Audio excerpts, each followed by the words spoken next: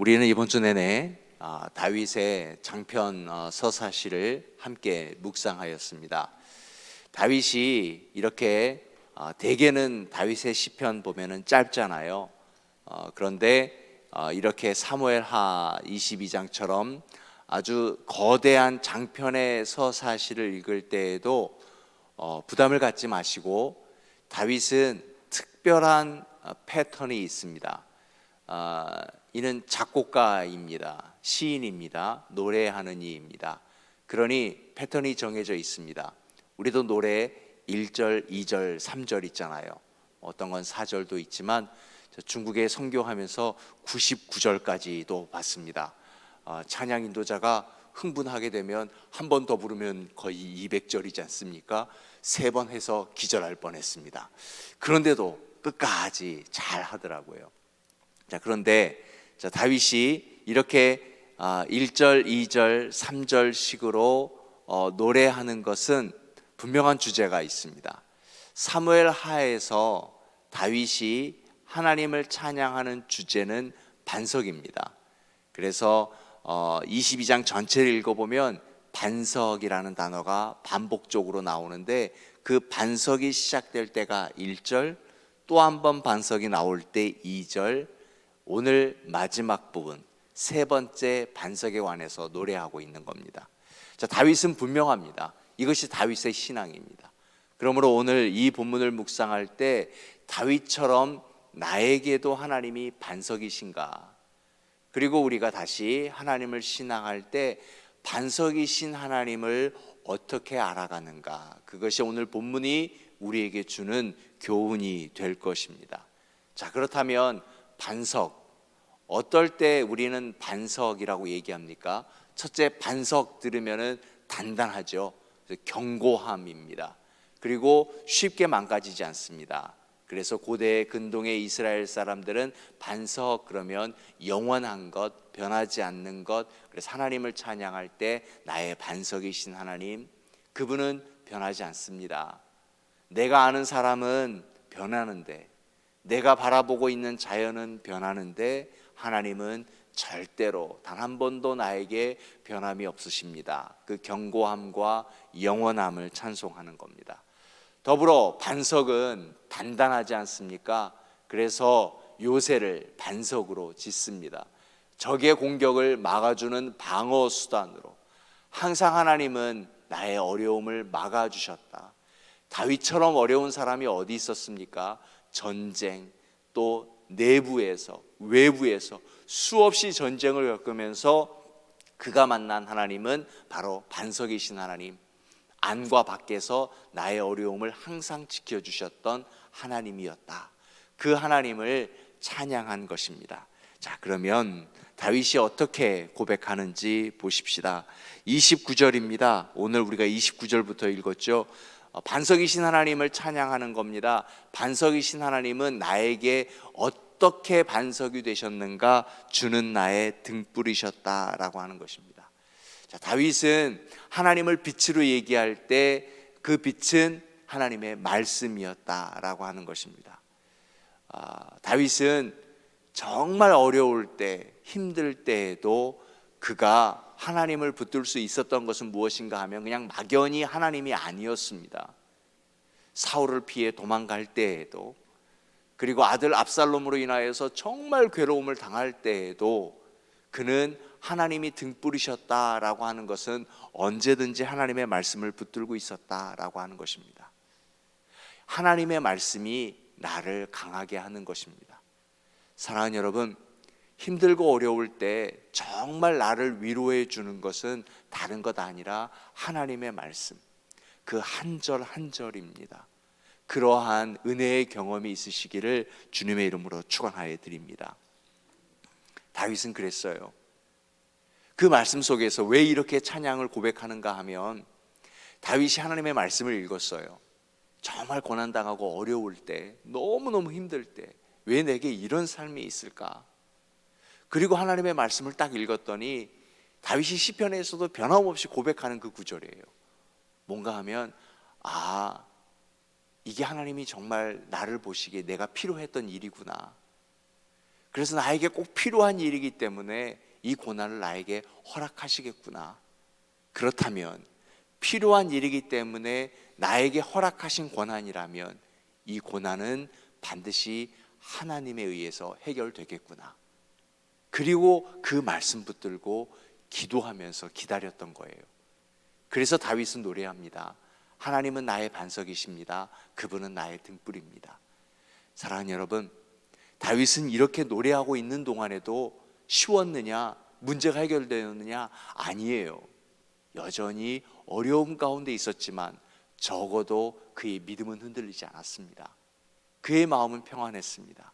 왜냐하면 말씀을 통해서 이 고난의 문제를, 고난의 시작을 알았기 때문에 그렇습니다.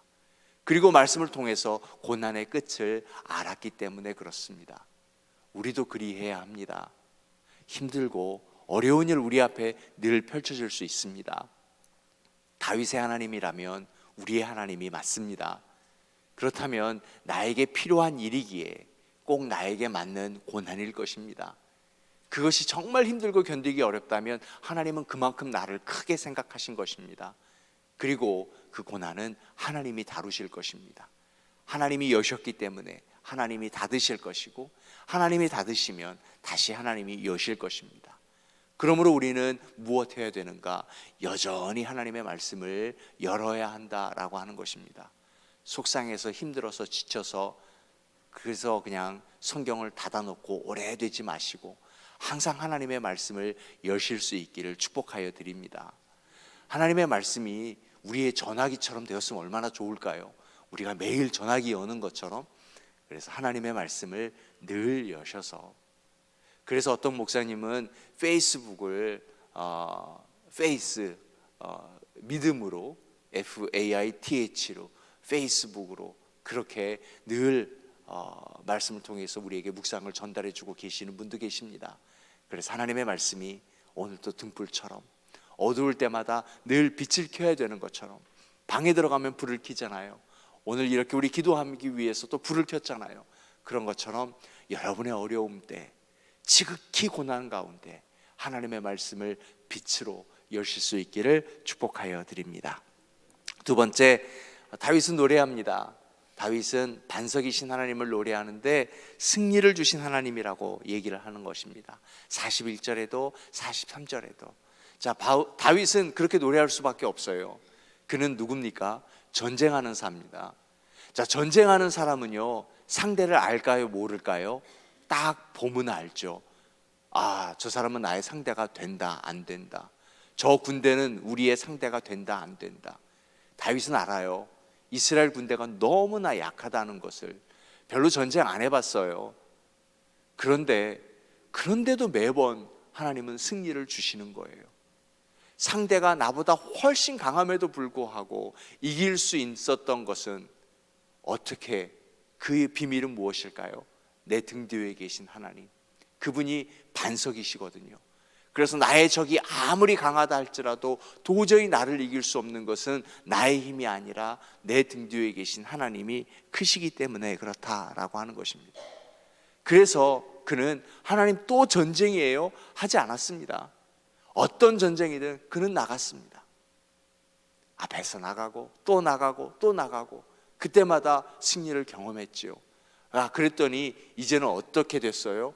소문이 나서 다윗이 전쟁에 나온댄다 그러면 아예 적들이 항복한다고 본문에 우리 읽었어요. 43절이에요. 이미 그렇게 하나님이 내더라 말이죠. 사랑하는 여러분, 우리 한미교회 소문이 그렇게 나게 될 줄로 믿습니다. 하나님이 우리의 하나님이시니까, 나의 반석이신 하나님이시니까 어떤 어려움에도 승리를 주신 하나님. 그러니 여러분, 두려워하지 마십시오. 힘들고 어렵습니다. 선교가 쉽습니까? VBS가 쉽습니까? 작년에 우리가 쉬운 일이 있었습니까? 캠프 프라이드든 뭐든 쉬운 거 하나도 없습니다. 도시 선교, 노숙자 선교도 힘든데 난민까지 왔답니다. 쉬운 일 없지요. 우리에게 전쟁입니다. 하지만 바자도 해야 되고 헌금도 해야 되고 직접 가서 섬겨야 되는 이유는 그 전쟁의 승리를 나에게 주신 하나님을 우리가 믿기에 나아가는 것입니다. 우리 걱정하지 마십시다. 두려워하지 마십시다. 내가 이걸 어떻게 해? 예, 그게 전쟁이라면 할 수 있습니다. 하나님이 나에게 맡겨주셨으니까. 그러면 소문이 날 겁니다. 한미교회는 한다. 한미교회는 웨일즈도 가고, 한미교회는 난민도 하고, 한미교회는 멕시코에 교회와 교육관 세워가며 그들을 섬길 수 있다. 우리가 우리의 일터에서도 어떠한 전쟁이든 이겨낼 수 있다.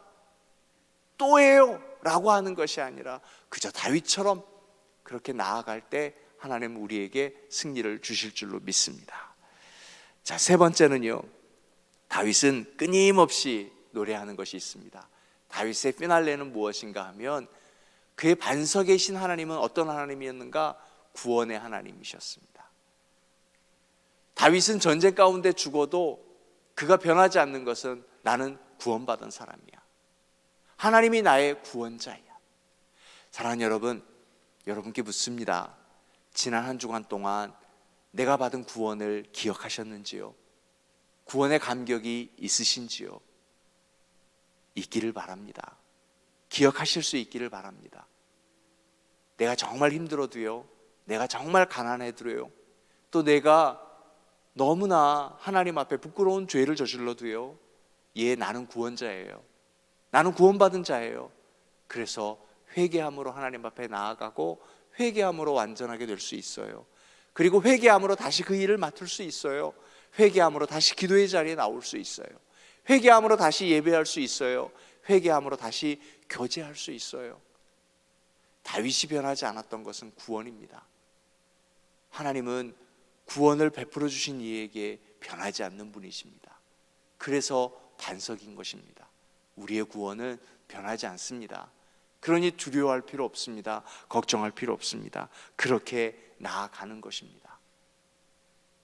적들이 아무리 흉악하고 적들이 아무리 공격해 온다 할지라도, 혹 내가 그 적에 굴복하여 포로 잡힌다 할지라도, 예, 포로가 되어도 나는 구원자가 맞습니다. 그래서 반석이신 하나님은 다윗을 늘 그렇게 하나님은 보호하셨고 다윗은 그 하나님을 찬양하였다라고 하는 것입니다. 하나님이 나를 향하신 그 구원, 하나님이 나의 구원자이시다라고 하는 것은 어떤 뜻이 될까요? 하나님은 오늘도 쉬지 않고 나를 위해 일하신다라고 하는 것입니다. 하나님은 한 번도 그냥 너 내가 구원했다 그리고 모른 척하지 않으셨습니다. 하나님이 나를 구원하셨다라고 하는 의미는 어떤 의미인가 하면 오늘도 나를 위해 쉬지 않겠다라고 하는 것입니다. 예, 쉬지 않으셨어요. 한 번도 쉬지 않으셨어요. 하나님은 한 번도 모른 척하지 않으셨어요. 한미교회를 위해서, 그 안에 있는 우리를 위해서도 단 한 번도 쉬지 않으셨어요. 내가 넘어질 때에도, 내가 아플 때에도, 내가 괴로워할 때에도, 내가 하나님의 말씀을 열지 않고 닫아놓고 있을 때에도, 내 입에서 찬양이 아니라 신음하고 있을 때에도, 내 입에서 여전히 누군가는 비판하고 내 눈이 사랑의 눈이 아니라 흘기는 눈이 될 때에도 하나님은 쉬지 않고 나를 지켜보고 계셨어요. 우리를 부르셨어요. 끊임없이 부르셨어요. 왜냐? 그분은 나의 구원자이시기 때문에, 구원의 하나님이시기 때문에. 다윗이 그걸 알았어요. 그래서 하나님은 반석이다, 그분은 변함이 없다, 그분은 흔들리지 않는다, 그분은 나의 구원자다 라고 노래하고 있는 것입니다. 사랑하는 여러분, 이것을 우리가 믿으면서 오늘 또 반석이신 하나님, 구원이신 하나님을 노래하실 수 있는 다윗과 같은 기도자 되실 수 있기를 주님의 이름으로 축원하여 드립니다. 이 말씀 붙들고 함께 기도하겠습니다. 하나님, 다윗처럼 반석이신 하나님, 그분은 나를 강하게 하고 승리를 주시고 나의 구원자이심을 우리도 함께 노래하고 기도하고요, 그리고 주일 예배를 위해서 우리 함께 기도하겠습니다. 주일 예배를 통하여서 예배가 회복되고 우리 온 세대가 전 교인이 성령의 깊은 맛을 누릴 수 있도록 기도해 주시고요, 우리 지난주부터 난민 돕기 위해서 물건을 모으고 있습니다. 우리가 모아진 물건이 그냥 전달되어지는 것이 아니라 하나님의 사랑이 전달될 수 있도록, 그 난민들이 언제까지 있는지 모르겠지만 시카고에 있는 동안 우리 한미교회를 통하여서, 기도의 집을 통하여서 꼭 구원받고 돌아갈 수 있도록 위해서 기도해 주시고요, 주일부터 월요일까지 찬양팀 수련회가 있습니다. 1박 2일 동안 수련회 잘 참여할 수 있도록 위해서 기도해 주시기 바랍니다. 다 같이 힘써 기도합니다. 은혜로우신